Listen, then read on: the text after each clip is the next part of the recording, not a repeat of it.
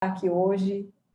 Tivemos a nossa aula primeira, né, no dia 20 de novembro, e 20 de novembro para nós, né, para mim, né, enquanto mulher negra, né, antes de ser defensora pública, eu sou mulher negra.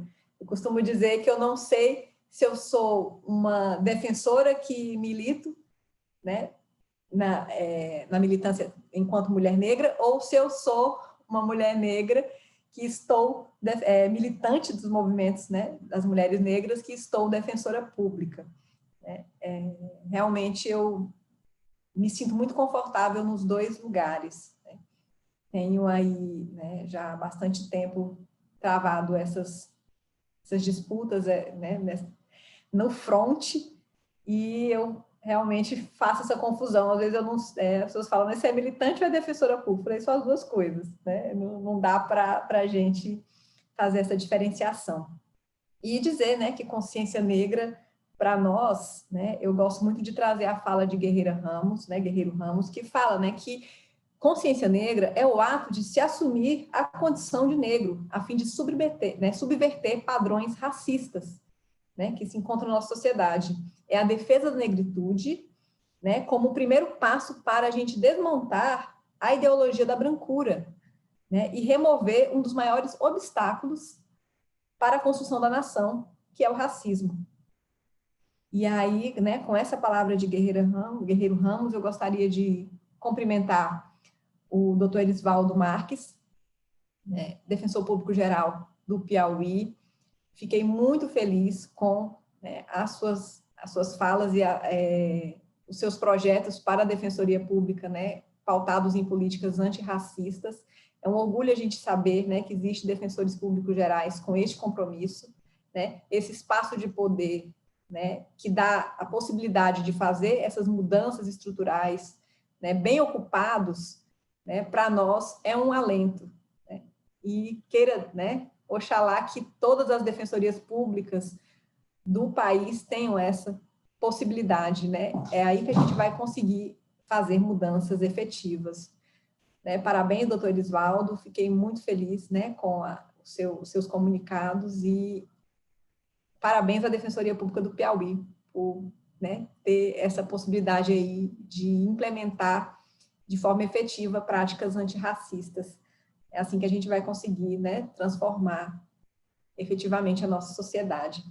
Cumprimentar minha querida amiga Carla, doutora Carla, coordenadora, né, do nosso curso sobre direitos quilombolas. Sua participação, né, e seu trabalho à frente da Defensoria Pública do Piauí é um paradigma para todos nós. Né? Fico, né, extremamente honrada de estar ladeando, né, essa fronteira de luta com você. Fiquei muito feliz com o convite e queira, né, que esse curso possa ecoar pelas outras defensorias públicas e que as comunidades quilombolas de todo o país possam receber, né, essa grande ferramenta de luta que é, né, a educação em direitos focada na questão quilombola, que tem a possibilidade aí da gente alavancar a luta tão árdua, né, das comunidades quilombolas na garantia dos seus direitos. Cumprimentar mais uma vez o meu querido amigo Salomão Rodrigues, companheiro aqui, né, da região centro-norte do nosso país. É uma alegria muito grande ter você, Salomão. Não tenho nem palavras, né, pela sua generosidade, né, na apresentação né, do meu mini currículo. E você é companheiro de luta, né? Estamos aí juntos e eu aprendo muito com você também, né? A gente, né, é parceria, troca, e eu acho que a gente está sempre, né? Você se espelha em mim e eu me espelho em você, né? E a gente vai junto aí nesse sistema que é tão complexo, né, e tão difícil para que a gente transite, né? Cumprimentar a Maria de Fátima, defensora popular. Ela está, não sei, não entendi se ela está na aula hoje, mas fiquei extremamente emocionada com a sua fala, Maria de Fátima. É muito bom saber, né, que a Defensoria do Piauí também ganha aí o reforço de mais defensoras populares. A gente também tem esse projeto aqui no estado, mas a gente só teve a primeira turma ainda, a gente ainda não teve, né, a nossa segunda turma, e ver aí, né, o curso de Defensoras Populares quebrando também, né, esse obstáculo da pandemia e fazendo o curso virtual, foi para nós também um espelho muito importante aqui no estado. E cumprimentar a todos e todas que estão aqui presentes, né, os alunos do nosso segundo módulo, aos participantes, né, os integrantes de movimentos sociais, os professores, os interessados e estudiosos dessa temática. A noite de hoje vai ser uma noite de troca, né? Eu acredito, né, nessa possibilidade de troca de conhecimento, né, e para que a gente possa construir aí um conhecimento mais robusto, né, sobre as questões quilombolas. E como nós estamos em novembro, nós vamos falar, né, sobre racismo estrutural. E eu vou começar aqui, a gente preparou uma apresentação, vamos ver, da outra vez eu consegui fazer tudo direitinho, vamos ver se dessa vez vai dar.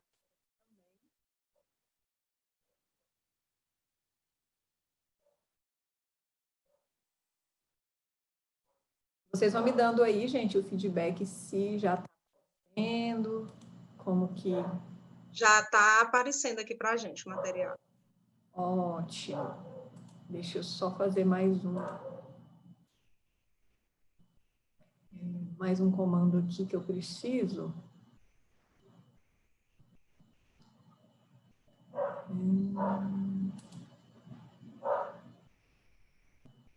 Ver se eu vou achar, eu preciso... Vamos ver aqui se eu consigo, gente. Espera aí, sumiu? Tá aparecendo na minha tela? Sumiu. Sumiu, né? Sumiu. Espera aí, vamos ver que eu... Tomara que o Lucas esteja por aí, porque da outra vez eu fiz tudo direitinho, vamos ver se agora dá certo. Ah, e ele me falou, a doutora Denise faz tudo certinho. Não, eu treinei. Mas... Deu certo, Denise, está aparecendo aqui. Eu estava tentando compartilhar aqui, era o... Tudo certo aí, gente? Tá vendo? Tudo certinho. No racismo estrutural.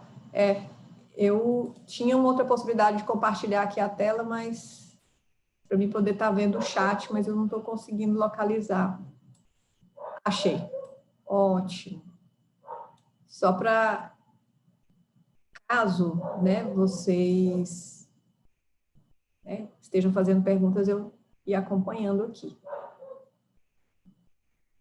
Deixa eu só ver se tem mais alguma outra. Não, tá certo. Vamos lá, então. Carla, se alguma coisa não aparecer direitinho, você me diga aí, tá bom? Pode deixar. Johnny está na sala também, querido amigo. Acabei de perceber que ele está na sala. Querido amigo e companheiro também dessa empreitada. É uma honra ter você aqui conosco, Johnny.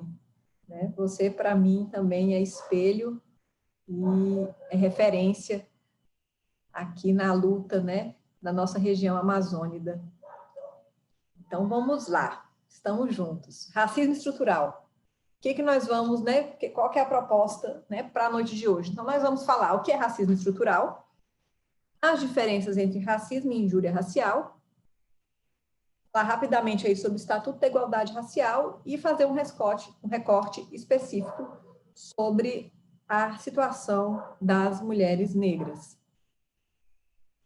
E aí, né, quando a gente fala de racismo, né, que é, né, a ponto de partida, né, para esse diálogo, é entender qual é o conceito de raça que nós estamos tratando. Porque, do ponto de vista biológico, isso já está provado, né, pela ciência, só existe uma raça, que é a raça humana.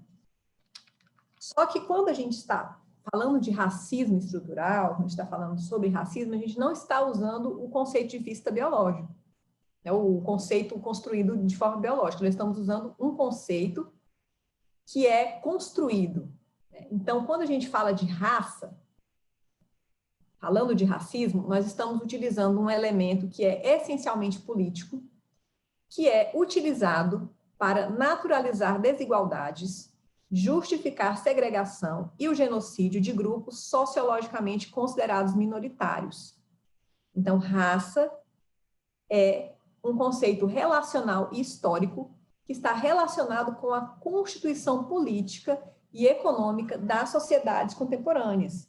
Então, é um conceito que foi construído, é um conceito que ele é relacional, não é um conceito objetivo, né? Não é um conceito biológico. Por quê? Né? E aí, quando a gente está falando de raça, por que a gente, né, especifica a questão da situação da população negra, né? População negra, aquela, né, que é reconhecida em razão dessa construção política, social, econômica, e que, aliado a questões fenóticas, né, que é a cor da pele, a textura do cabelo, traços, né, da constituição física de determinadas pessoas, né, que, de certa forma, acomodam em um grupo, né? E esse grupo, em razão dessas condições e de uma construção histórica e política e social e econômica, porque é um conceito extremamente complexo, sofre, né, desigualdades que, né, ao decorrer da história, a colocaram em situação, né, de desvantagem. Então, é uma desigualdade que foi construída. Então, quando a gente fala de raça, nós estamos falando desse conceito. E aí, o IBGE, né, ele tem, né, observado, né, esse conceito relacional, ele faz a diferenciação, né, de raça branca, raça negra, onde estão divididos os pretos e pardos, e a raça amarela ou indígena. Então, falando, né, desse conceito de raça, a gente vai, então, passar a fazer a diferenciação de 3 conceitos, que é a diferenciação entre preconceito racial, discriminação racial e racismo. Parece que é a mesma coisa, mas não é. E aí a gente vai conversar sobre essas diferenças, porque ela tem, né, um fato muito importante para que a gente entenda o que é racismo estrutural. Então, o preconceito racial, ele é aquele juízo que é baseado em estereótipos. O que é estereótipo? Né? Clichê, bordão, chavão, né? Acerca de indivíduos que pertençam a um determinado grupo especializado e que pode ou não resultar em práticas discriminatórias. Por exemplo, considerar negros violentos, judeus avarentos, loiras burras, né? Esse é um juízo, né, baseado em estereótipos.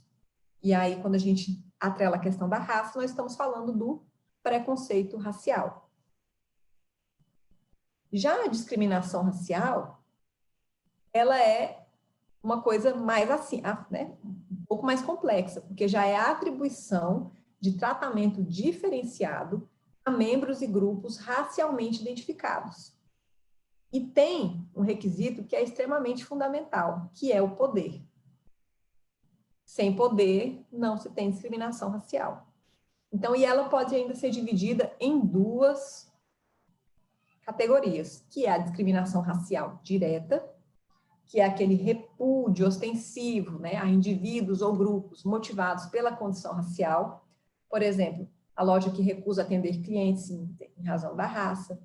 Então, requer a intenção de discriminar, na discriminação direta. Já a indireta é um processo, e um processo em que a situação específica de grupos minoritários ela é ignorada, ou uma aparente neutralidade racial opera para desconsiderar a existência de diferenças sociais significativas entre os grupos. Ou seja, né, tem uma ausência da intencionalidade explícita, mas existe aí uma coisa que está submersa, que a gente, à primeira vista, não consegue identificar. Por exemplo, a ausência de acesso a serviços públicos para as comunidades quilombolas, deixando essas comunidades à margem dos serviços públicos. Isso nós identificamos como uma prática de racismo indireta. Não, existe aí uma aparente, né, neutralidade, um aparente esquecimento, mas a razão disso é o racismo, né, é a discriminação racial indireta.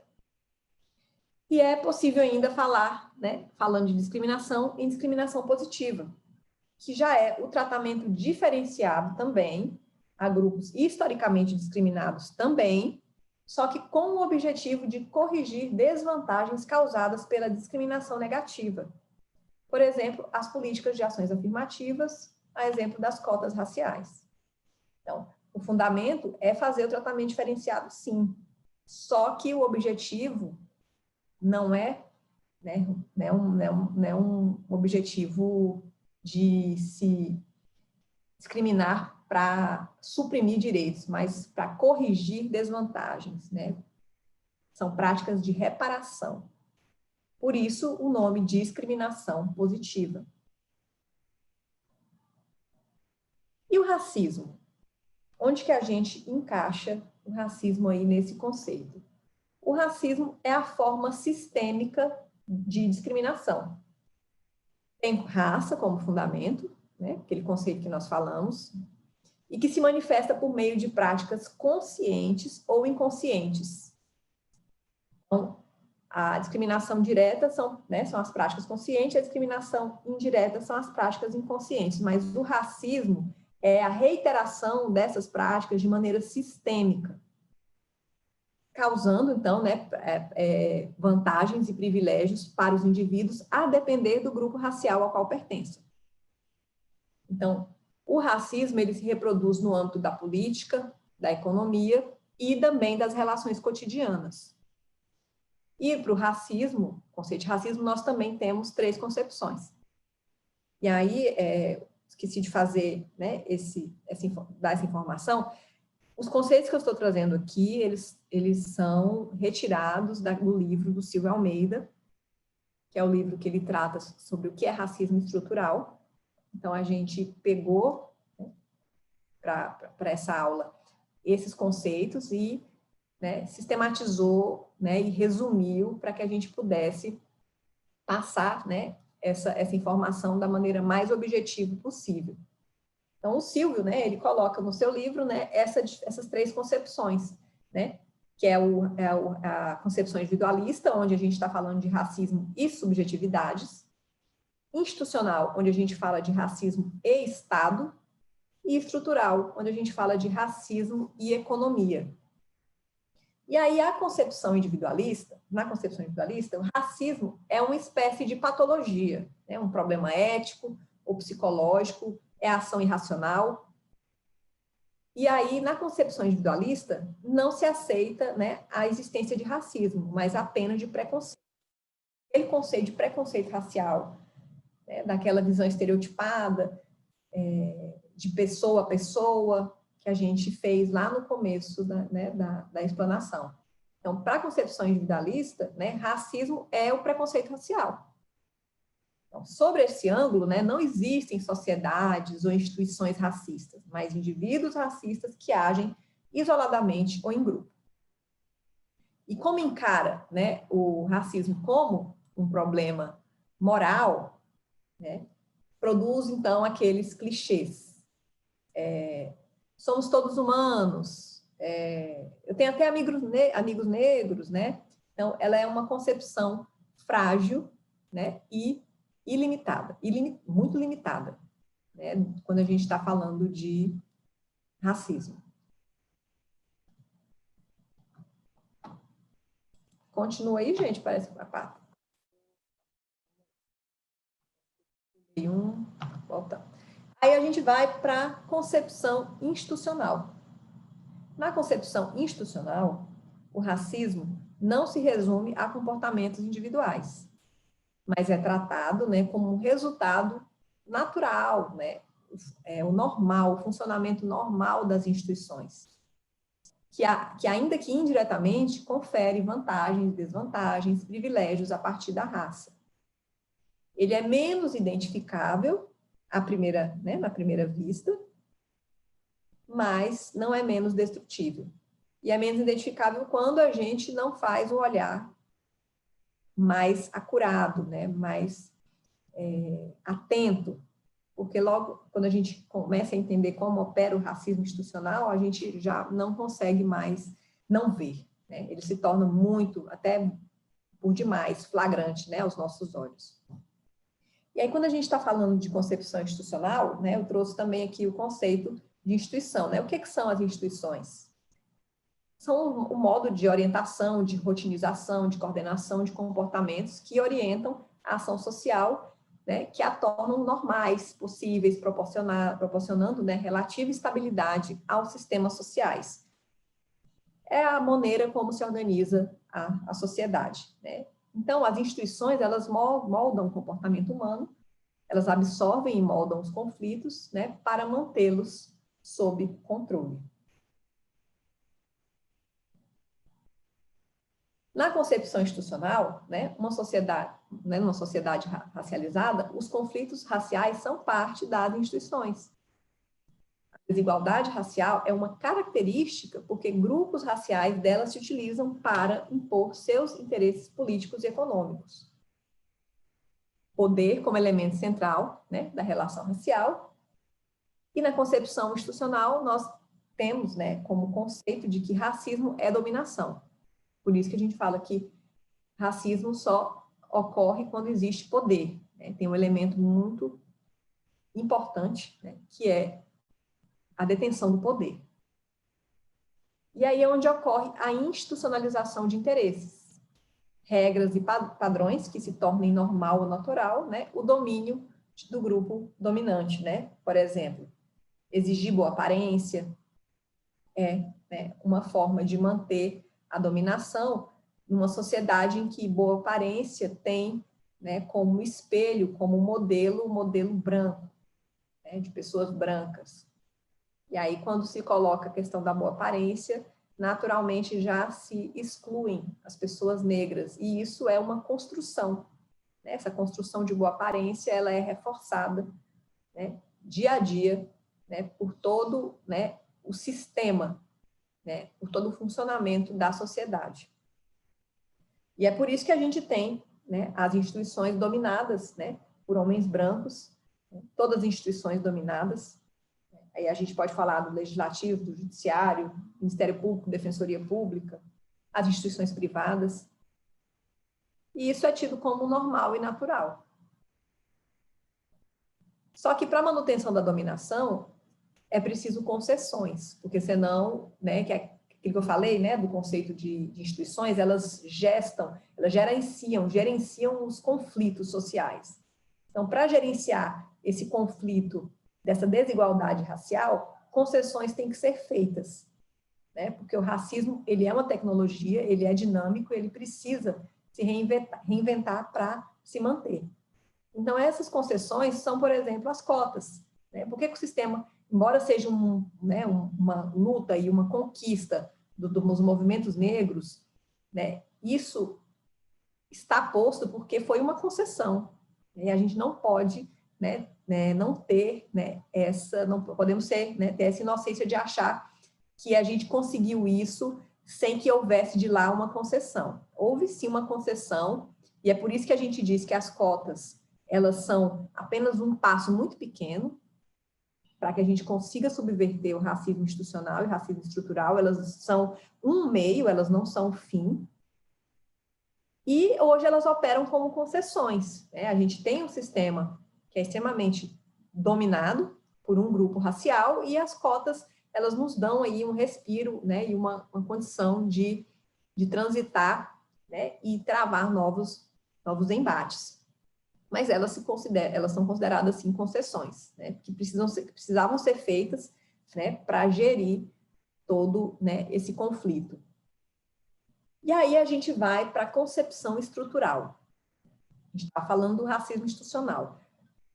Reforçando novamente, né, que racismo é uma tecnologia de poder. É importante frisar a dimensão de poder, né, de um grupo sobre o outro, como elemento constitutivo das relações raciais. E esse controle é direto e indireto, usando o aparato institucional. Então, quando a gente fala que as instituições são racistas, elas são racistas porque a sociedade é racista, né? E reproduzem racismo por ação, mas também por omissão. E racismo também se opera através de violência explícita ou de microagressões, que são as piadas, silenciamentos, isolamentos. Por isso a gente diz que é uma tecnologia. E o racismo, isso aqui é muito importante, ele não se limita à falta de representatividade. Quando a gente está falando de representatividade, a gente diz que representatividade é sim muito importante, mas qual é a representatividade que a gente fala? Nós estamos falando de uma representatividade que vem acompanhada de um projeto político. A gente teve, por exemplo, falando da questão quilombola, né, esse ano das eleições, tivemos aí, né, um acréscimo muito grande de candidatos quilombolas e também, né, um número interessante de pessoas quilombolas que conseguiram chegar, né, a cargo de vereador. Tivemos aqui, né, no estado de Goiás, um prefeito eleito quilombola, e isso é extremamente importante. Representatividade é importante, mas essas pessoas precisam efetivamente, nesses espaços, representar aquele grupo a qual ela se propõe. É aquela questão, né? A gente não é só estética. Nós estamos falando de mudança de estética política, nós estamos falando de mudança de ética. Se a representatividade sem a mudança na ética política, ou seja, que essas pessoas que assumem esses postos enquanto representantes de comunidades quilombolas não tiver nesses espaços fazendo a defesa dos interesses, dos direitos dessas comunidades, isso se torna, né, a representatividade se torna uma ferramenta vazia. E aí, quando a gente fala de representatividade, a gente está falando da assunção de um projeto político, daquela pessoa ter o compromisso com aquilo que ela representa. E é aí que, né, a representatividade ela surge, né, como algo que é extremamente importante para nós. Né, porque a supremacia branca no controle, né, ela é um problema. Nós temos hoje, né, todas as instituições controladas pela aquilo que a gente chama da branquitude, né, que é também um grupo racial, embora não se reconheça. Só que é fundamental que as pessoas negras, né, e outras minorias cheguem nesse espaço de poder com o compromisso, né, de criar mecanismos efetivos para a promoção da igualdade efetiva, né, que é programas, projetos, né, que vão tratar, né, de questões estruturais, como economia, política, direito, né, as leis, né, no caso os vereadores, né, que vão estar nesses postos, precisam trabalhar com esses mecanismos que vão poder fazer alterações estruturais. Então, em resumo, né, o racismo, ele é uma decorrência da própria estrutura social. É o modo normal, e isso é muito importante, é o modo normal com que se constituem as relações políticas, econômicas e jurídicas e até familiares. E não é uma patologia, não é um desarranjo. Quando a gente fala de racismo estrutural, é porque ele é regra e não exceção. Ele está no alicerce da construção da nossa sociedade. Então, tudo aquilo que foi construído teve como base, né, o racismo. E é por isso que a gente luta tanto para que a concepção individualista ela não tome a dianteira das discussões. É muito comum que quando a gente começa a discutir racismo, as pessoas queiram, né, levar para a questão individual, para as relações subjetivas, quando, né, o mais pernicioso que nós temos e aquilo que realmente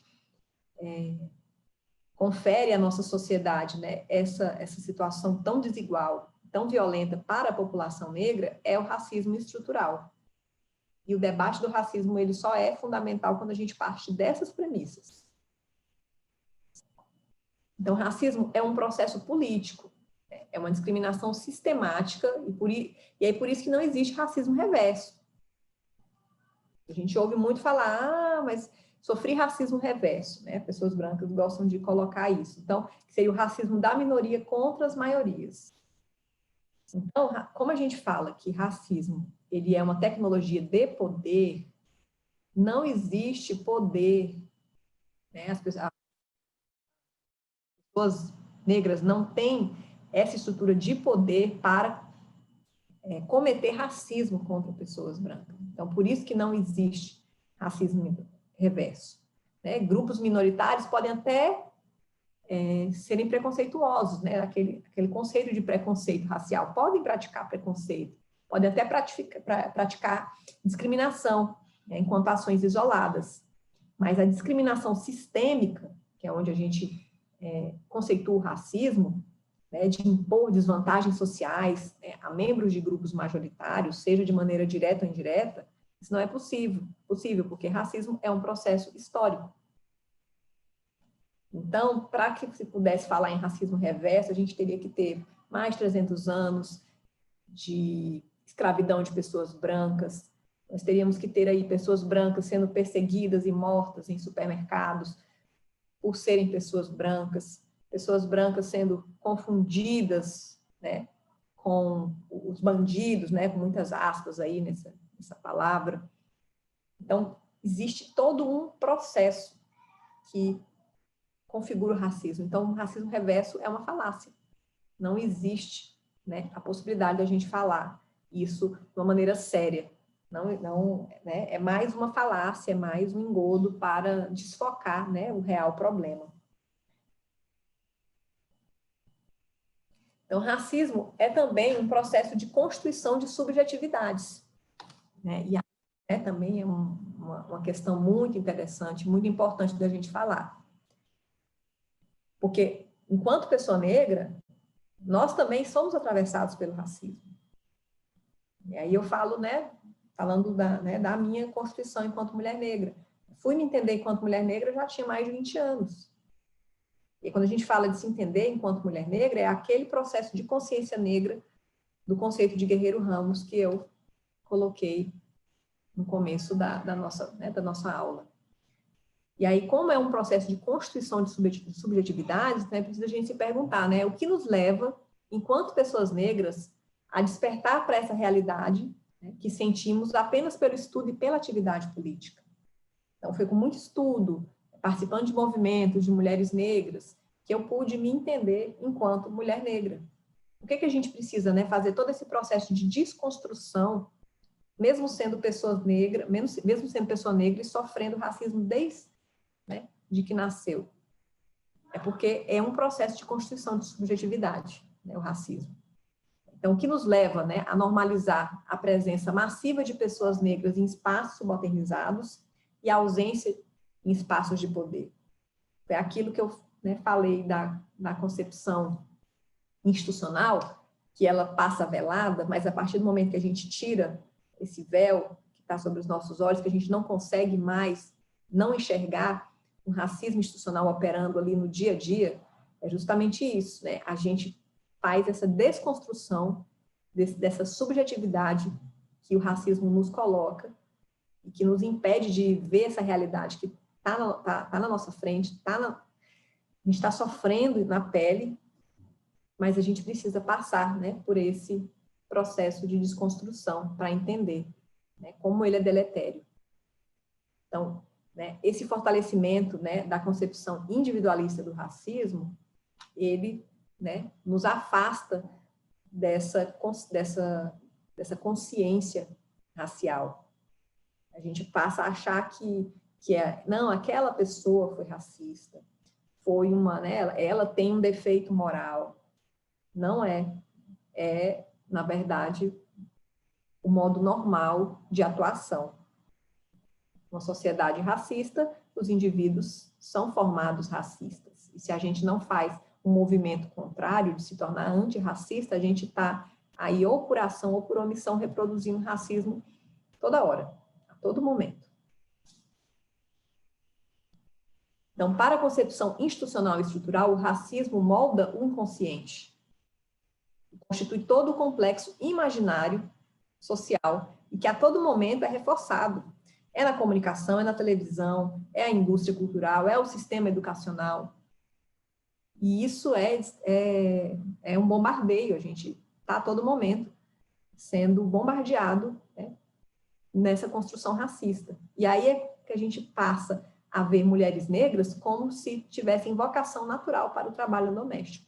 A gente não consegue ver, né, conceber que mulheres negras estejam em outro papel social que não, né, nos trabalhos subalternos, trabalho doméstico. Homens negros naturalmente são lidos como criminosos. E aí a gente faz a reflexão aí do caso do Carrefour, né, do João Alberto. Se fosse João Alberto, homem branco, será que ele teria passado, né, por aquela violência que tirou a sua vida? Ou então são pessoas profundamente ingênuas, né? A gente acha que pessoas negras são, homens negros são ingênuos, são infantis. Já homens brancos, não. São personalidades complexas, líderes natos, racionais. A gente olha nas novelas, né? Como que são, né, construídos os personagens brancos e os personagens negros. Como que né, o cinema, né, a cultura, o sistema educacional, quem são as personalidades que a gente aprende na escola e aquelas que a gente não aprende, sequer sabe que existem. Então, o imaginário do negro criminoso, ele não poderia se sustentar sem um sistema de justiça seletivo. E aí tem mais um braço do sistema racista através das instituições atuando. Sem a criminalização da pobreza, sem a guerra às drogas, que faz o quê? Promove o encarceramento em massa de quem? Qual é a cor das pessoas que estão cativas do sistema carcerário? Mulheres negras são consideradas pouco capazes, porque existe todo um sistema econômico, político e jurídico que perpetua essa condição de subalternidade, mantendo essas mulheres com baixos salários, fora de espaço de decisão, expostas a todo tipo de violência, sem segurança alimentar, sem direito à moradia digna, e aí sem condição nenhuma de sair, né, de situações, dessa situação em que são colocadas, né, e as que saem, né, precisam um trabalho, né, uma força fenomenal, né, uma força hercúlea para conseguir vencer esse sistema. É um esforço, né, que não é exigido de uma pessoa branca, de uma mulher branca. Então, apenas com essa visão crítica dessa realidade, né, a gente pode evitar que pessoas negras reproduzam em seus comportamentos individuais o racismo de que são as maiores vítimas. A gente fala, não é que pessoas negras são racistas, pessoas negras, porque não dá para ser opressor e oprimido ao mesmo tempo, mas pessoas negras reproduzem racismo e acabam compactuando com o sistema que viola, né, a própria pessoa. Por isso é importante a gente desenvolver essa visão crítica. E aí estou lendo aqui uma mensagem da Francimar, né, ela falando, vamos ler aqui. Olha o tamanho do desafio para que os quilombolas enxerguem essa realidade do racista.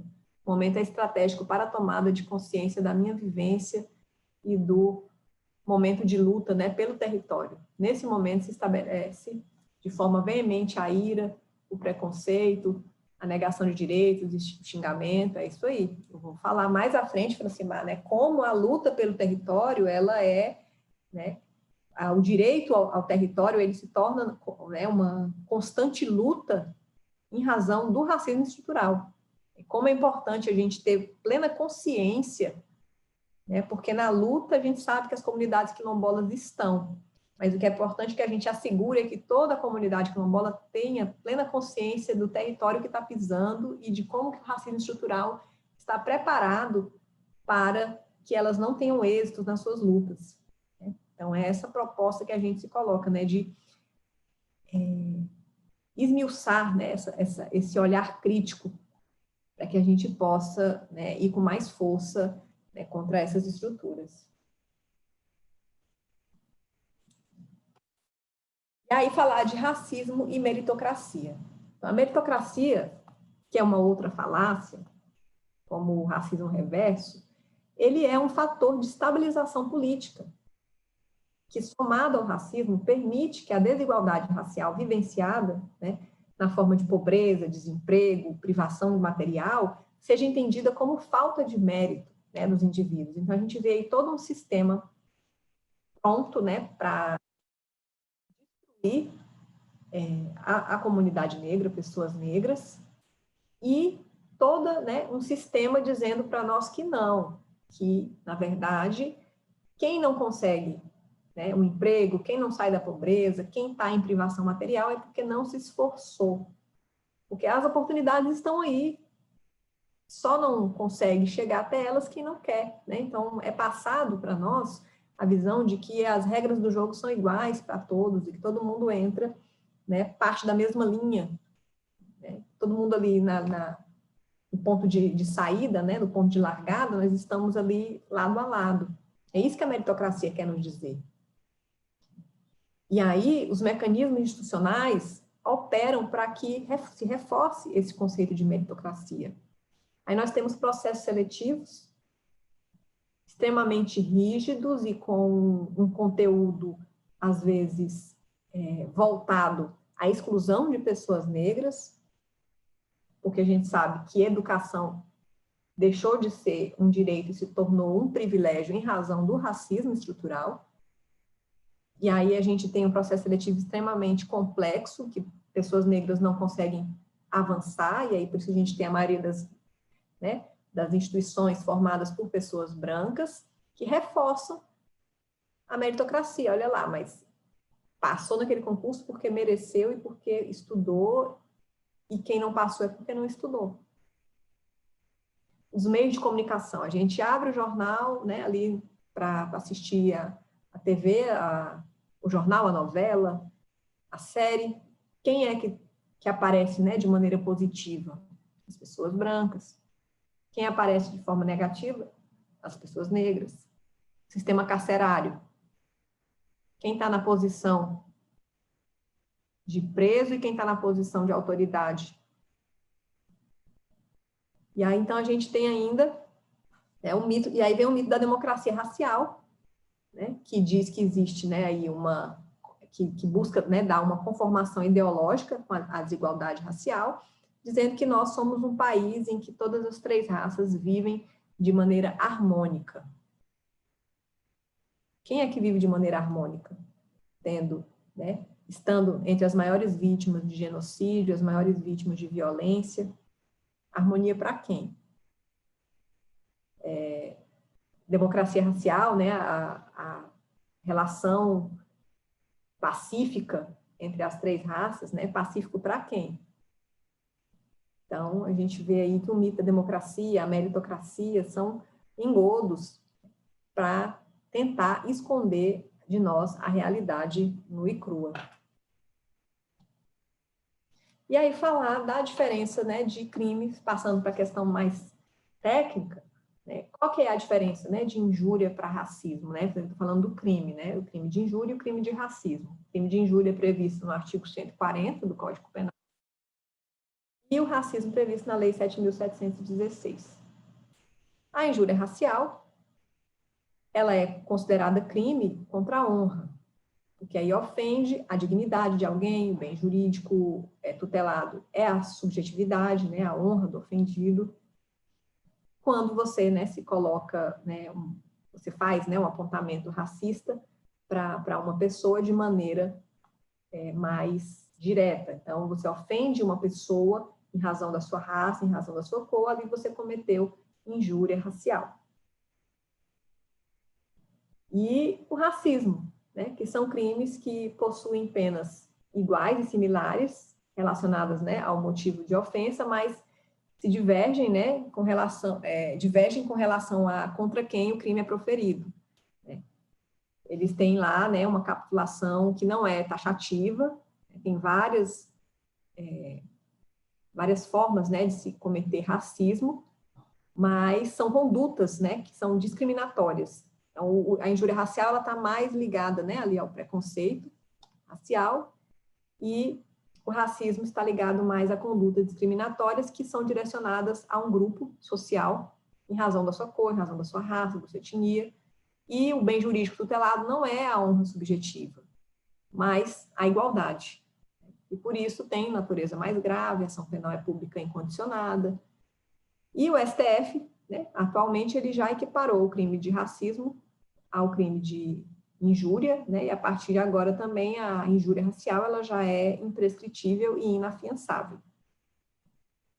Mas eu sempre gosto de fazer reflexão que tanto injúria racial como crime de racismo, que nessa concepção que eu estou trazendo, ela sempre está muito focada para a questão subjetiva, para a questão interpessoal. E, né, o racismo que a gente precisa focar, né, e evitar nossas maiores forças, né, embora a gente reconheça que é importante, sim, essa capitulação, porque é assim que o sistema opera, mas o mais importante é a gente entender o racismo institucional e estrutural para que a gente possa combater.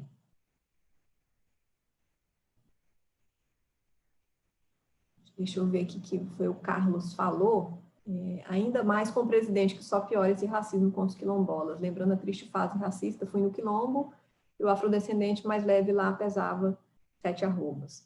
É justamente, né, um comportamento extremamente deletério, reforçando, né, estereótipos racistas e vindo, né, do presidente da República, e isso ainda se torna muito mais reprovável. E os slides serão enviados, sim, Sara, viu? A gente vai mandar para vocês. E aí falar um pouquinho, né, da formação político-cultural brasileira.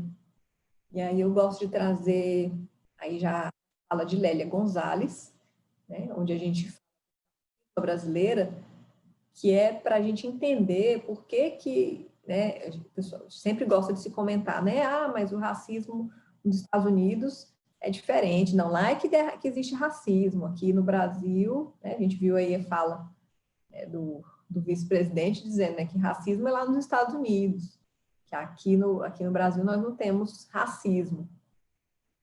Como é que é essa, como é que a gente chega, né, a essa conclusão? Porque nós temos aqui realmente um racismo diferente, não deixa de ser racismo, mas ele opera de forma diferente. E isso a gente consegue explicar pela formação político-cultural do nosso país. Os Estados Unidos foi colonizado foi uma colonização anglo-saxônica. Foram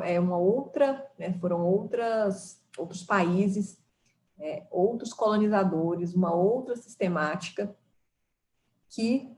onde se operava a lógica da supremacia branca. E assim foi com Estados Unidos, com África do Sul, onde vigorou o regime do apartheid. Por quê? Nos Estados Unidos, nesses outros países, né, que a gente fala do racismo tipo aberto, existe a supremacia branca, ou seja, não existe a possibilidade nenhuma de se ter a mistura de raças e que uma gota de sangue, você tem uma gota de sangue, né, na sua família, de uma pessoa negra, né, você teve um antepassado negro, por mais branco que você seja ali na fenotipia, você não é considerado branco. Então, existe aí uma conformação de uma supremacia branca. E é por isso que se fez, né, aquela divisão tão evidente do que era a comunidade branca e do que é, né, a comunidade não branca. E isso em razão dessa colonização anglo-saxã que nunca tinha tido essa experiência de contato com populações de outras raças. Já o racismo que opera no Brasil é o racismo disfarçado, porque nós tivemos uma colonização luso-espanhola, que foram países que tiveram no passado, né, pré-colonizador, já contato com civilizações que eram, né, que tinham essa diferença racial, que eram os mouros. Então, essa, né, a época que houve a invasão moura, né, nesses países, deu essa constituição histórica deu para essas civilizações, né, um adiantamento de conhecimento de como tratar de conflitos raciais. E aí se buscou, né, naquelas civilizações, fazer a inclusão por assimilação. se busca, né, dissolver, né, as diferenças raciais por assimilação. E aí é onde vem a ideologia do branqueamento, onde, na verdade, não existe a supremacia branca. Né? Não é o racismo aberto, mas o racismo disfarçado. Existe a superioridade branca. Quem é branco, né, seja você for branco na fenotipia, você já tem aí uma vantagem. E é por isso, então, né, que a história brasileira, né, nos coloca que houve uma tentativa deliberada de se branquear a população brasileira, fazendo aí um incentivo para a vinda das imigrações italianas, espanholas, e todas as que vieram, né, que tiveram todo incentivo, e o objetivo era branquear. Então, a partir do momento que você vai branqueando a população, independente da sua origem, né, existe aí uma superioridade. Quanto mais branco, mais superior. E é por isso que a gente chama de racismo disfarçado. Lá nos Estados Unidos, não, é o racismo aberto. É deletério da mesma forma. E eu diria que é até mais, porque a forma em que ocorreu nos Estados Unidos, esse racismo aberto, ele deu a possibilidade de se enxergar de uma maneira muito mais efetiva o racismo, e isso teve o benefício das comunidades negras se reconhecerem como um povo e se organizarem, e por isso que a gente tem lá nos Estados Unidos a luta pelos direitos civis. E embora eles sejam minoria, né, os Estados Unidos aí tem uma população negra de 13%, eles conseguiram, de maneira organizada, se reconhecendo como povo, fazer barulho e conseguir a conquista de direitos extremamente importantes. Aqui, né, em razão desse racismo disfarçado, se dificulta as pessoas negras a se reconhecerem como um povo, a se reconhecerem como destinatários de uma política racista, e com isso também se dificulta, né, a construção de estratégias mais efetivas de resistência. Então, não é que a população negra brasileira não luta contra o racismo, né? Com certeza luta, mas a forma como a população é conformada dentro desse sistema disfarçado torna mais difícil que a gente tenha um maior engajamento da população negra. A gente sabe que o Brasil é a maior população negra do mundo fora da África, mas a gente não tem toda essa população com essa consciência de povo, né, que é um povo e que é vítima de um racismo, né, muito deletério, mas ele é disfarçado. Então, tem essa diferença aí da formação política cultural, que Lélia Gonzalez nos coloca, que tem a raiz da diferença da colonização e que nos dificulta, né, ter estratégias talvez mais efetivas de luta. Mas não é que não exista, né, essa resistência, mas ela se torna mais complexa porque é disfarçado, né, o racismo por dissimulação. E aí nós temos a necropolítica. E aí, para falar de necropolítica, eu quis trazer a voz da Selma de Santos de Aldina, que é uma mulher quilombola, onde ela nos coloca, né, como é que essa necropolítica opera para as comunidades quilombolas. Então, o racismo estrutural se ramifica nas instituições públicas, formatando o Estado e a sociedade brasileira, que faz com que o exercício do direito seja vivido enquanto conflito imediato. Então, o exercício do direito à terra, né, um direito ancestral, histórico, ele é vivido enquanto conflito em razão do racismo estrutural. E é a necropolítica que nos coloca isso. Então, durante o processo, ela está falando do processo de titulação, certificação das terras, impõe-se questionamento ao direito de quilombolas em diferentes fases. A violência marca a disputa de interesse sobre os territórios, com mortes, ameaças, afastamento de lideranças do quilombo, restrições de direitos, entre outras consequências. É o racismo atuando através das instituições para tornar, né, o exercício do direito um conflito imediato e constante.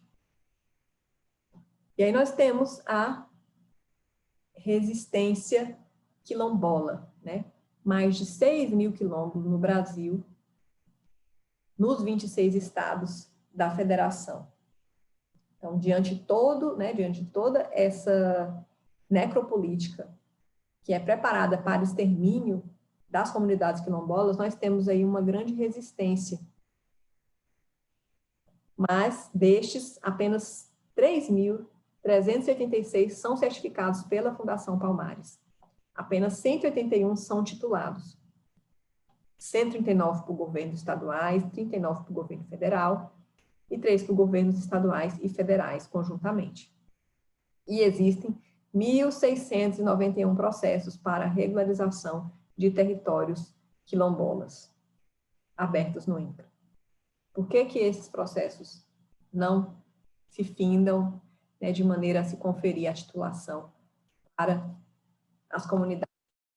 A luta quilombola pelo território é uma luta contra o racismo institucional e estrutural. E não é uma luta de hoje, é uma resistência ancestral. E aí trago novamente a fala de Lélia Gonzalez, porque não é ressaltado pela história oficial o fato de que o primeiro Estado livre de todo o continente americano existiu no Brasil colonial, como denúncia viva do racismo estrutural, que é a República Negra de Palmares. A gente não aprende na escola que a primeira república, o primeiro Estado livre de todo o continente americano, não estou falando só do Brasil, estou falando de toda a América, foi um território quilombola. Então, é ancestral a resistência da comunidade, né, das comunidades quilombolas contra, né, o racismo institucional e estrutural que conforma o Estado brasileiro. E a gente não aprende isso, e essa não é uma omissão inocente. Então, se quer, né, demonstrar que existe, sim, né, uma resistência e de como a conformação dentro do território quilombola é uma experiência extremamente positiva.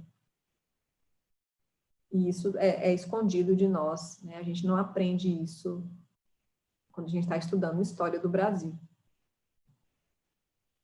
Então, existe aí, operando, uma morosidade, uma omissão que é sistêmica, né? Que impede, que protela o reconhecimento e titulação dos quilombos. Nós temos aí, né, um descumprimento ao direito de consulta, né, dos povos quilombolas, que é a reiterada descumprimento da Convenção 169 da OIT, que o Johnny vai com muito mais propriedade no seu módulo. E nós temos aí, né, o artigo 68, né, da ADCT, da Constituição, que fala, né, está na Constituição, né, direito à propriedade dos territórios quilombolas. E isso levou-se anos, décadas, para que se fosse regulamentado. E aí, quando nós tivemos o decreto 4.887, regulamentando o artigo 68, foi imediatamente proposta uma ADI, né, uma ação direta de inconstitucionalidade, que tramitou por 14 anos, deixando aí a comunidade refém, né, as comunidades quilombolas reféns dessa interpretação jurídica, né, acerca de uma inconstitucionalidade. Hoje, né, o Supremo já reconheceu, sim, como constitucional, mas demorou 14 anos. E isso é uma morosidade que ela não é, né, um mero detalhe, ela não é por acaso. E aí nós tivemos essa vitória jurídica, mas onde estão os recursos para garantir? A gente fala que racismo estrutural é racismo e economia, a gente está falando de economia, sem recurso a gente não consegue exercer os direitos. Então, a certidão emitida pela Fundação Cultural de Palmares, ela seria, né, uma carta de alforria simbólica para as comunidades quilombolas. Essa ausência dessa certificação, ela dificulta o acesso a políticas públicas. Ela transforma o direito, novamente, em permanente luta. Né? É luta para acesso à terra, é luta para acesso à água, acesso à moradia, à educação, à agricultura tradicional.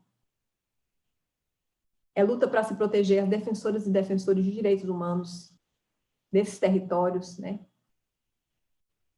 É salvaguarda das sementes, do meio ambiente.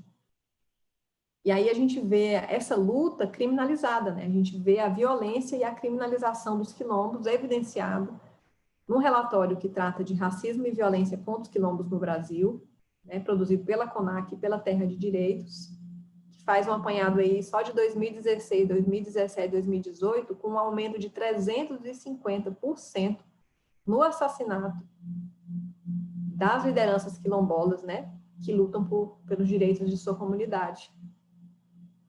Temos aí as comunidades quilombolas em conflito direto com as Forças Armadas, luta contra a especulação imobiliária e projetos de desenvolvimento, né? Desenvolvimento para quem?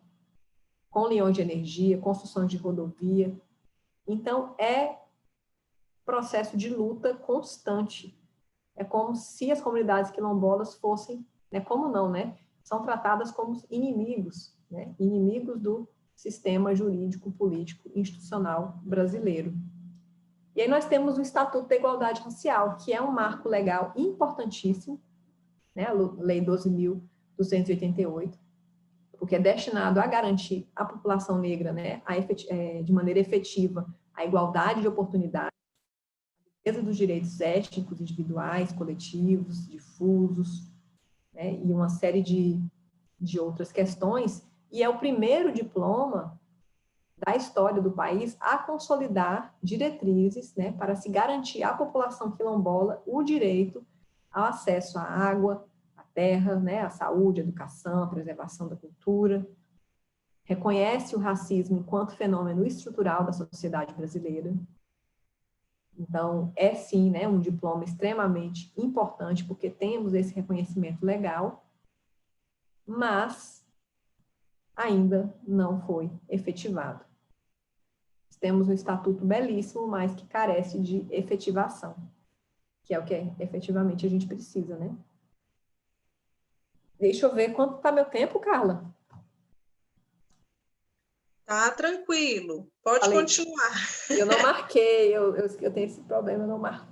São 8 agora, no nosso horário aqui, que é o mesmo seu. Mas, assim, vamos continuar que tá movimentando o chat, está todo mundo muito envolvido na sua aula. Então eu não consegui mais acompanhar aqui, depois a gente retoma para as perguntas. Mas eu tô pegando alguns comentários para te repassar, viu? Ótimo, pode ir seguindo. eu fui, como a gente fala aqui no Tocantins, fui arrochando aqui na fala para a gente não se alongar, não se alongar muito aqui no tempo, né? Senão fica cansativo. E aí nós vamos falar das mulheres quilombolas, né? Esse recorte que eu não poderia deixar de fazer. Então, mulheres quilombolas vivendo a experiência da dororidade. Dororidade, um conceito de Vilma-Piedade, né? Que nos fala, né, das múltiplas opressões que nós, mulheres negras, sofremos. E aqui estou falando agora, né? Falando especialmente das mulheres quilombolas, das que as mulheres quilombolas sofrem. E por que dororidade? Porque é uma experiência que ela é coletiva. É uma experiência que ela é compartilhada. Né? Quando mulheres quilombolas, quando mulheres negras vão compartilhar suas dores, os seus sofrimentos, né, as suas agruras, a gente percebe aí, né, que existe pontos muito convergentes, não são exceções, né? A dororidade, ela nos coloca que a violência, né, que acomete, as opressões que acometem as mulheres, elas são regra na vida dessas mulheres, né? E é por isso que a gente fala de dororidade, né? A dor de ser mulher negra em uma sociedade que é racista. E aí trazer né, Lélia Gonzalez, novamente, que já em 1980 já nos falava, né, desse processo de tríplice discriminação sofrido pela mulher negra. Por que tríplice discriminação? Porque a gente é alvo, né, da violência de gênero, da violência de raça, da violência de classe e também, falando das mulheres quilombolas, da violência que decorre, né, de estar em um território que é alvo de conflito em razão da conformação racista que a gente vive. Então, mulheres quilombolas, né, trazendo aí Nilma Lino, são corpos em combate, são territórios de resistência, né? O corpo da mulher quilombola é território de luta. E aí é importante a gente fazer esse olhar interseccional para entender a situação das mulheres quilombolas, porque não dá para a gente falar só de raça, sem falar de gênero e territorialidade, né, que vão se interagir e se moldar, né, formando aí as múltiplas dimensões, né, de experiências que afetam as mulheres quilombolas e que não vão poder ser compreendidas se forem olhadas de maneiras separadas, né, de maneiras isoladas. E aí, então, o impacto do racismo e do machismo estrutural, que é outra estrutura também do nosso sistema político, que é essa sociedade patriarcal em que a gente vive, que coloca as mulheres em condição constante de subalternidade. E aí as mulheres negras, agravadas pelo racismo, estão aí na base da pirâmide social. São as que mais sofremos violências, as que temos menos direitos, e por isso, né, somos mais impactadas por tudo isso. E aí a violência agrária foi aquilo que eu falei no slide anterior, né, dessa luta pelo direito se tornar um conflito constante e de como, né, a gente consegue identificar de maneira muito clara que a maioria, né, das comunidades quilombolas, quem está na dianteira das lutas são as mulheres quilombolas. A maioria das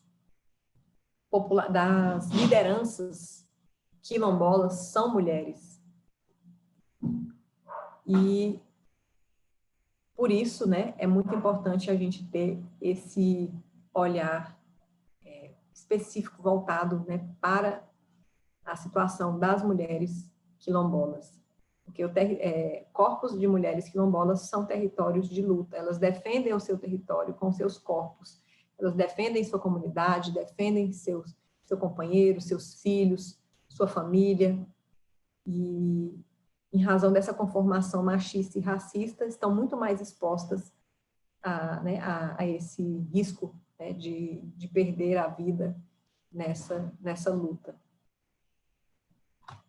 E aí falar, né, da sociedade patriarcal, porque retira, né, o direito das mulheres de autorização aos homens para decidir por nós, e a sociedade racista, que autoriza a morte de mulheres negras todos os dias, não como exceção, mas como parte de um projeto político genocida que beneficia pessoas brancas. A criminalização do racismo não fez do Brasil um país menos racista. E aí, quando eu falei lá para vocês do conceito de injúria racial, conceito de racismo, que é importante, porque é assim que o sistema opera, mas a criminalização não fez, né, o Brasil um país menos racista. A gente é um país racista, mas que não tem pessoas racistas, né? A gente tem pesquisas que se perguntam, né, o Brasil é um país racista? Sim, mas você é racista? Não. E aí os números não batem. Então, talvez a criminalização nesse sistema penal que não tem, né, como objetivo se fazer justiça, mas sim controlar, né, talvez a criminalização do racismo ela realmente não seja, né, a melhor saída. E aí, o que é violência doméstica? Né? A gente falou lá que eu ia fazer esse enfoque de 3 tipos de violência que afetam as mulheres quilombolas. Primeira, a violência territorial, em razão de território de combate, mas tem a violência doméstica, que afeta de maneira muito perversa as mulheres quilombolas. E aí, quando eu falo de violência doméstica, eu estou falando da ação e omissão, né, que é baseada no gênero, que causa morte, lesão, sofrimento físico, sexual, psicológico, dano moral, patrimonial à mulher. Esse é um conceito de violência doméstica que tem na Lei Maria da Penha, que é a Lei 11.340. É a violência que pode ocorrer na unidade doméstica, ou no âmbito da família, ou decorrente de qualquer relação íntima de afeto que a mulher tenha com o agressor. E aí, nós não podemos discutir violência doméstica íntima longe das teorias sobre violência de Estado e violência institucional. Por quê? Nós temos a Lei Maria da Penha reconhecida como a terceira melhor lei do mundo no combate à violência doméstica. Mas qual é a efetividade dessa lei para as mulheres quilombolas? Porque com a Lei Maria da Penha, a mulher negra ela continua a morrer mais. Então, por que, né, uma lei tão efetiva, e a gente tem aí os mapas da violência mostrando, né, que a violência doméstica ela tem diminuído gradativamente quando as vítimas são as mulheres brancas, mas tem aumentado de maneira, né, assustadora enquanto as vítimas são mulheres negras. Então, qual é a lógica que opera que faz com que uma lei que é considerada tão bem feita, tão estruturada, não seja efetiva ou nada efetiva para mulheres negras? E aí a gente não tem como falar dessa violência de Estado, essa violência institucional, que é calcada no racismo. Por exemplo, nós temos, né, todo um sistema que é previsto na Lei Maria da Penha, como a rede de atendimento, as instituições funcionando, mas como e quando essas instituições chegam para as mulheres quilombolas? Falar um pouco, né, das formas de violência doméstica, porque é importante a gente não só nominar, mas identificar, né, essas violências. Então, elas são invisíveis. Peraí, apareceu aqui, gente, uma mensagem que o Erundino está solicitando o controle remoto da tela. Posso aprovar? Carla? Erundino é aluno, professor também, lá do estado de Roraima. Talvez tenha sido sem querer, né? Não? Então vou recusar aqui. E aí, então, Mas se foi isso mesmo, Erundino, você fala aqui no chat que a gente vê o que pode fazer. vamos lá, então, violências invisíveis. Né? A gente fala de violência psicológica, ameaça, vigilância, perseguição, chantagem. Violência moral, né? São os crimes contra a honra, injúria, calúnia, difamação. São formas de violência doméstica. E são as que menos chamam a atenção, mas também são tão deletérias tanto.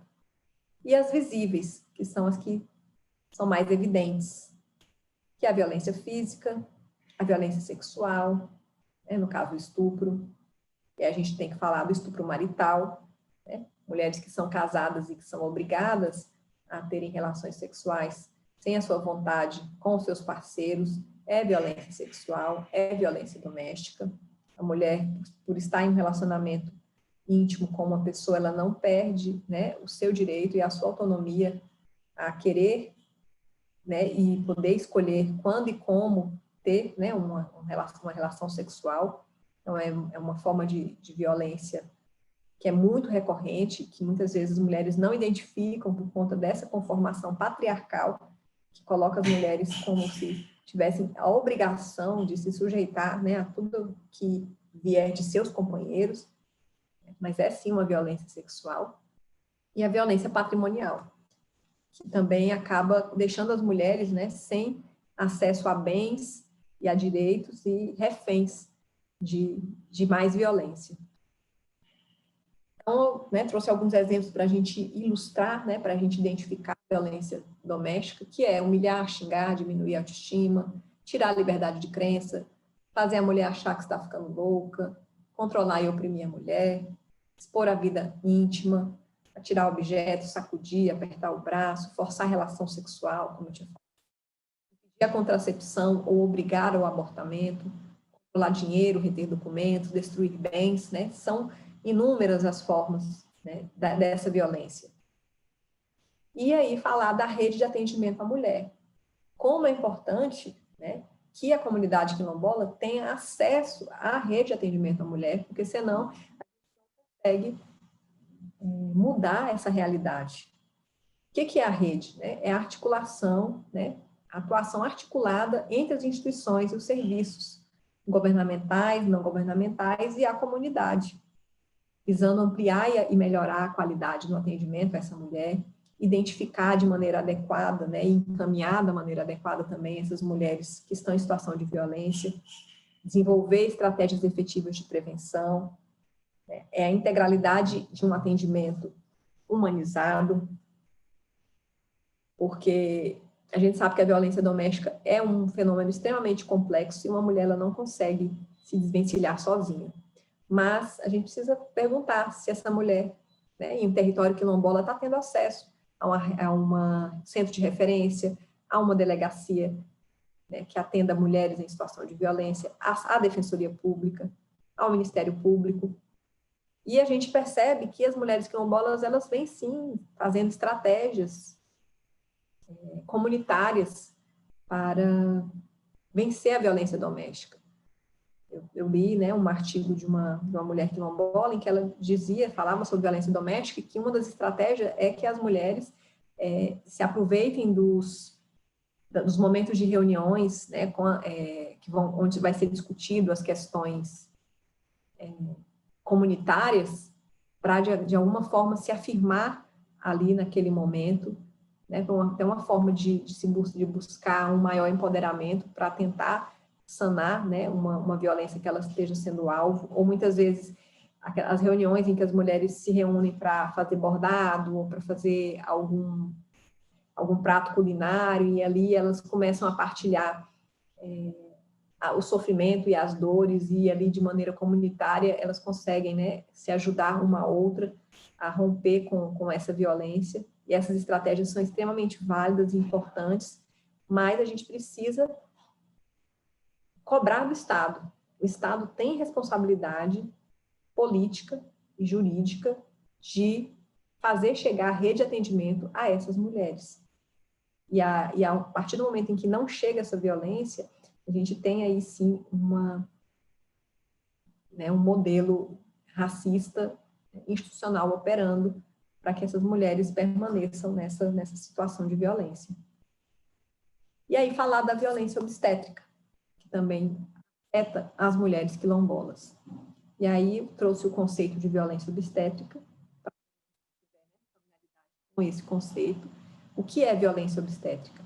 São condutas praticadas por qualquer profissional de saúde que, de forma verbal, física, psicológica, afetem a mulher durante a gestação, no parto, no período de puerpério ou ainda em situação de abortamento. Essa violência se caracteriza pela apropriação do corpo, né, ou dos processos reprodutivos das mulheres, que causam perda da autonomia, impactam negativamente na sexualidade, na qualidade de vida das mulheres, sendo uma das causas, né, de mortalidade materna e neonatal. Então, o que é violência obstétrica? É essa violência que as mulheres, enquanto gestam seus filhos, no momento do parto ou do pós-parto, sofrem dos profissionais de saúde, não só médicos, né, mas enfermeiros e todo o sistema de saúde. Essa violência faz com que mulheres, né, possam perder a vida ou então ficar com sequelas, né, por toda a sua vida. E aí, como a gente sabe, né, se já passou por uma violência obstétrica? Xingamentos e humilhações durante o parto, recusa do atendimento, né, fazer a mulher peregrinar, recusa em sanar dúvidas da paciente, realizar intervenções e procedimentos médicos invasivos, desnecessários e sem autorização, como, por exemplo, o uso da ocitocina, que é aquele que a gente fala do sorinho, que é a mulher que chega já no estabelecimento de saúde, já é colocado um soro, naquele soro tem a ocitocina sintética, que vai, entre aspas, aí, auxiliar que aquela mulher tenha mais contração, e aí essa mulher vai passar, né, por um processo de dor mais intenso, e muitas vezes ela não é avisada que vai ter aquilo, e isso muitas vezes é feito de rotina, então sem autorização é violência obstétrica. Exame de toque a todo instante por profissionais diferentes é violência obstétrica. O corte do períneo, chamado PIC, que o nome científico é episiotomia, é considerado violência obstétrica. Manobra de Christeler, que é aquele manobra de subir na barriga da mulher e empurrar para auxiliar, novamente entre aspas, o nascimento da criança. Pode ocorrer ruptura uterina, pode trazer lesões para o bebê, lesões que podem comprometer a vida da criança. Cesáreas desnecessárias, fazer com que a mulher passe por uma cesárea sem a vontade dela, ela podendo ter esse parto normal. Não fornecer analgesia quando solicitado. E aí é uma forma de violência obstétrica que é muito voltada para as mulheres negras, porque se tem esse mito de que a mulher negra é forte, então ela não precisa de analgésico, ela tem, né, mais resistência física para a dor. Isso é de uma perversidade enorme. Pedir essa mulher de se alimentar, de se movimentar durante o trabalho de parto, separar essa mulher no momento do pós-parto do seu filho, não autorizar um acompanhante da sua livre escolha, né, no trabalho de parto. Isso nós temos uma lei federal garantindo desde 2005, e esse direito ao acompanhante vem sendo reiteradamente violado agora no processo da pandemia. Então, são alguns exemplos que colocam, né, como as mulheres são alvo. E a gente enxerga aí, né, a vulnerabilidade das mulheres quilombolas na violência, perante a violência obstétrica, por não ter acesso, né, a um serviço de saúde humanizado. Eu, fazendo uma visita a uma comunidade quilombola, eu conversava com algumas mulheres e elas me relatavam que para ter atendimento no hospital mais próximo, essas mulheres elas tinham que andar, às vezes, 9 horas em trabalho de parto dentro de uma ambulância. Não tinha atendimento perto, né, da comunidade.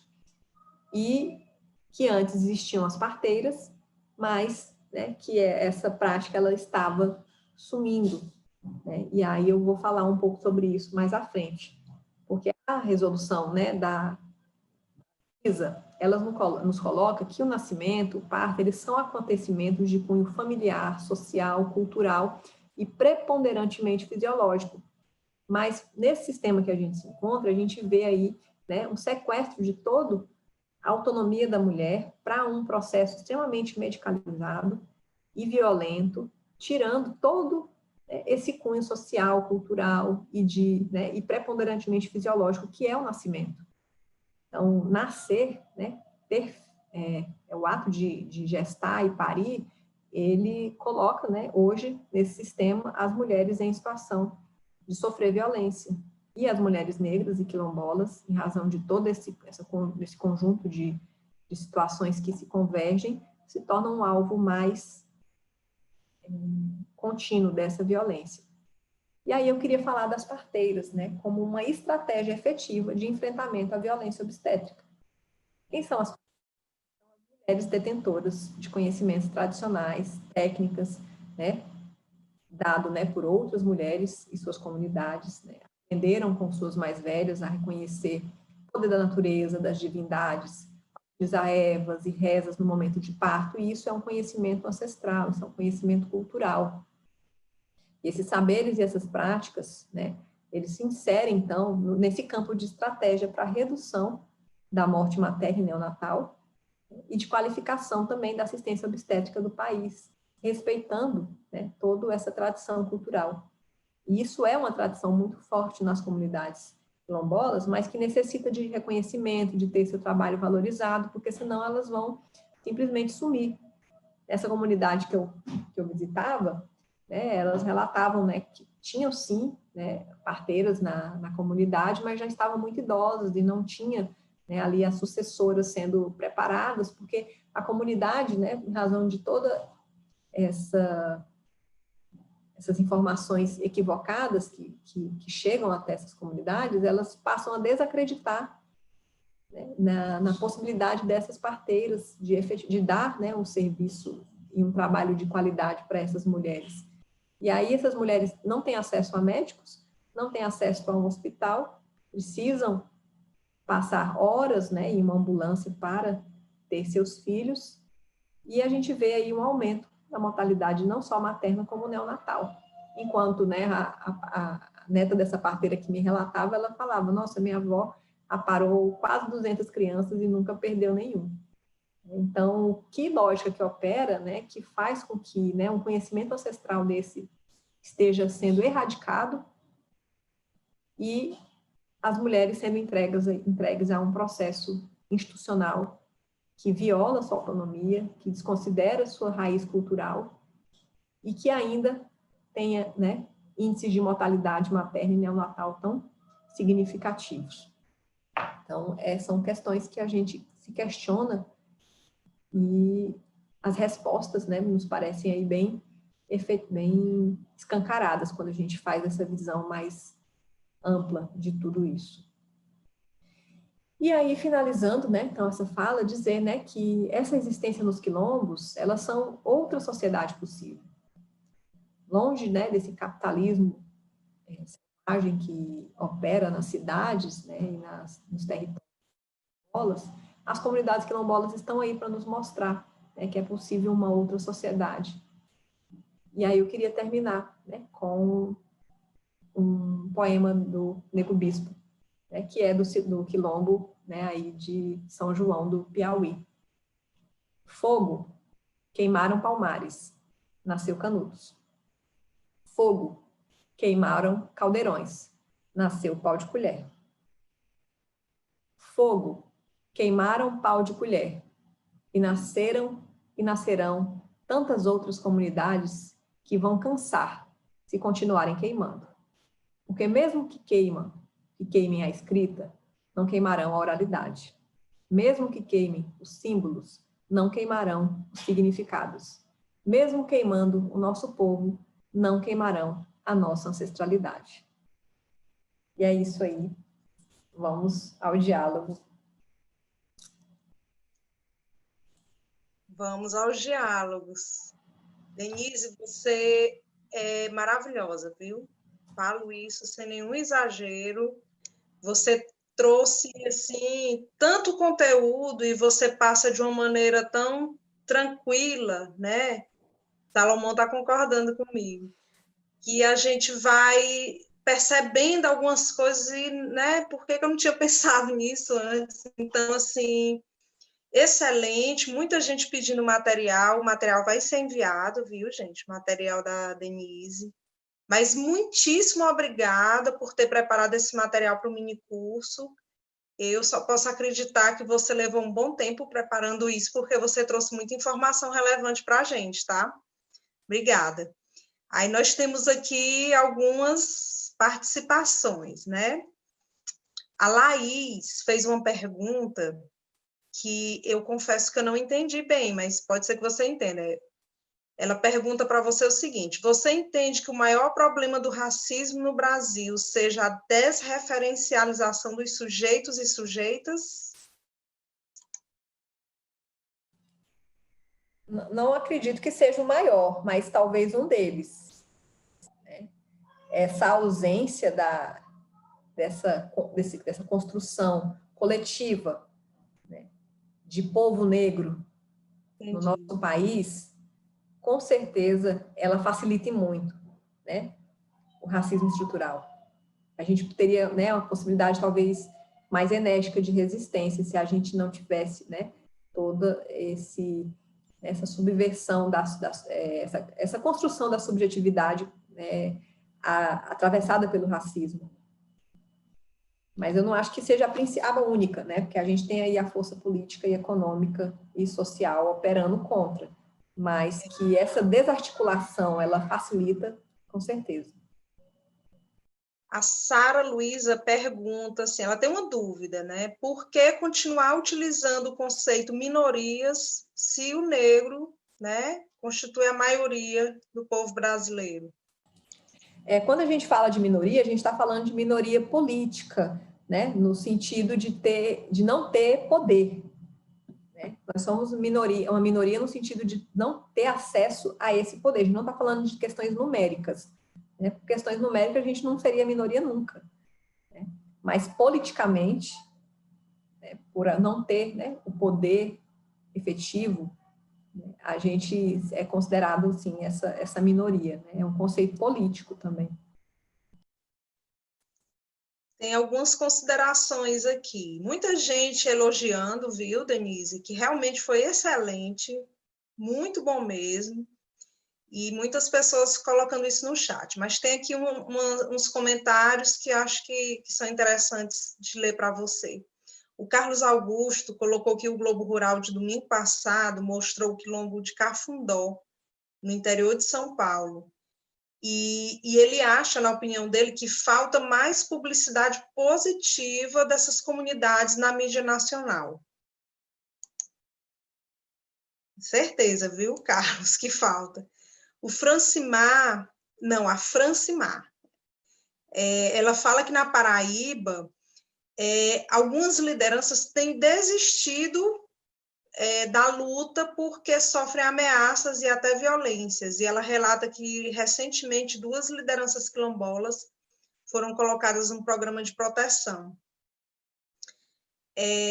O Geri, da Caritas Bahia, fala que lá na Bahia, o Quilombo do Rio Macacos vem enfrentando uma luta e perseguição por parte da Marinha, uma disputa de terras que já vem desde os anos 70. E até agora, só recentemente, né, Jari, que teve a titulação da terra, mas depois de muita perseguição e tudo. Eu acho que isso casa um pouco com o que a Denise falou, né, sobre essa demora, essa dificuldade aí, que é também a questão do racismo aí atrapalhando essas conquistas. Aí tem um comentário do Pedro Alexandre, acho que é seu colega do Tocantins, porque ele fala de lá. No Tocantins, as pressões territoriais decorrentes do PDA Matopiba têm causado grandes problemas para com as comunidades quilombolas. O enfraquecimento dos grupos quilombolas pelo atual governo federal tem ligação com a ideia de privilegiar grupos ligados ao agronegócio. E os conflitos, por vezes, vão bater as portas da defensoria. E ele elogia a sua abordagem, tá, Denise? E, por fim, o Johnny, nosso amigo Johnny, deu aqui sua participação. Quando você falou da questão das parteiras, ele fala que esse sumiço das práticas tradicionais ocorrem por conta de um processo histórico de submissão desses grupos que são rotulados como bárbaros, né? E ele recorda aqui que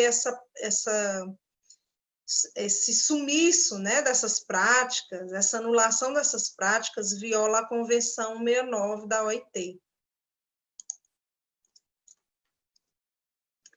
Mais alguém com alguma pergunta?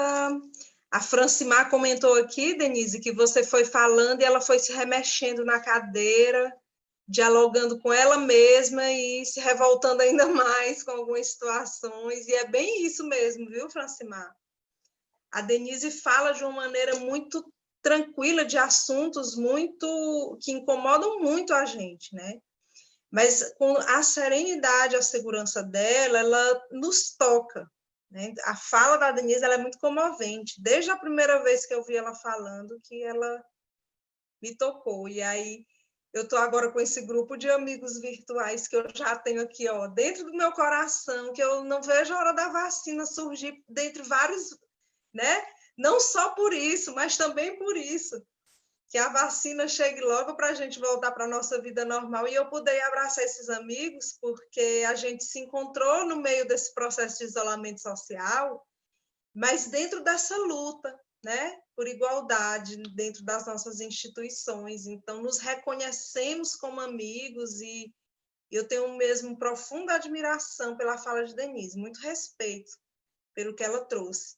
A Loiuá, do Mato Grosso, está fazendo aqui um comentário. Recentemente, aqui no Mato Grosso, houve uma decisão do Judiciário do Estado dando providência liminar de ação civil, de interdito proibitório, em favor de um fazendeiro em uma área quilombola, o quilombo Mata Cavalo, a fim de que, pelo que eu estou entendendo, que a Loiuá comentou, a decisão liminar foi no sentido de que os quilombolas não pudessem, né, ficar à vontade na sua área territorial, porque estaria, em tese, ocupando a área de um fazendeiro. É muito difícil, Loiuá, mas eu vou deixar até aqui a Denise comentar isso aí. O que ela acha disso? Eu acho que é um exemplo bem contundente desse racismo institucional, né, que a gente coloca, né, o direito, né, ele é uma ferramenta de poder, né, e que se não for, sem essa ferramenta, né, essas práticas racistas elas não teriam êxito, né, e elas são confirmadas, reiteradamente por esse tipo de decisão, né, que coloca aí, no caso, né, a comunidade como praticante de turbação e esbulho, né? É assustador, né? É um escárnio, né? Esse tipo de situação, e infelizmente não é exceção, né, Loiá? A gente tem aí, né, muitas, né, outras, né, exemplos, né, no decorrer do país. É por essas e outras, Loiuá, que a gente fica assim vendo que esse curso de formação em direito quilombola, que inicialmente nós, né, planejamos visando o público-alvo, as comunidades, né, os quilombolas, mas que ele deve ser levado também para os profissionais que julgam e que fiscalizam essa legislação, porque há mesmo uma falta de compreensão, né, macro do que é a situação. Quem sabe, assim, né, com mais, a gente levando mais, dialogando mais sobre isso, a gente evitaria decisões como essa que você relatou aqui. A gente até, Carla, só um adendo, né? Muitas vezes não é nem falta de compreensão, mas é conivência, né? Porque a gente vai verificar, se a gente for olhar a fundo, né, quem são, né, os donos dessas terras, dessas fazendas, né? O Poder Judiciário, né? A gente vai olhar, né, quantos juízes não são donos de terras, não são fazendeiros, e tem interesse na manutenção desse status quo, tem interesse na produção dessa jurisprudência, né, desses precedentes. É perversa demais. É tão perverso que é bem comum, a gente observa aqui nas comunidades aqui do Piauí, e deve acontecer nos outros estados também, que uma ação assistencialista, eles querem passar um verniz de que aquilo ali, né, a gente fez essa grande ação, aí distribuiu cestas de alimento. Isso não vai mudar, né, a situação de submissão dessa comunidade. Então, assim, isso me deixa mais indignada ainda quando eu vejo isso, porque isso não resolve a questão, né? E existem já previsões, existem caminhos, previsões em decretos e regulamentos, e que são recorrentemente ignorados, e acho que tem muito de conivência também, Denise, eu concordo com você. Tem uma pessoa que está aqui no chat que eu vou até pedir para colocar o nome, porque eu não estou sabendo quem é, porque está assim, Filhas da Cruz, aí eu não estou conseguindo entender quem é a pessoa, até para eu marcar a presença. Mas a pessoa está elogiando você, né, e pedindo que esse tipo de fala como a sua chegue em mais espaços. Coalizão Negra, legal. Coalizão Negra, falando sobre o Quilombo do Rio Macacos, que o pessoal da Carta já tinha falado também, né? Então, essa guerra do Rio dos Macacos com a Marinha já vem um tempo, né? Ele está comentando aqui, colocou um link. Olha aí, pessoal, quem se interessar em entender, pode pegar o link aqui que o Carlos Augusto postou. Bom, eu acho que era isso, né? Eu acho que podemos encerrar aqui.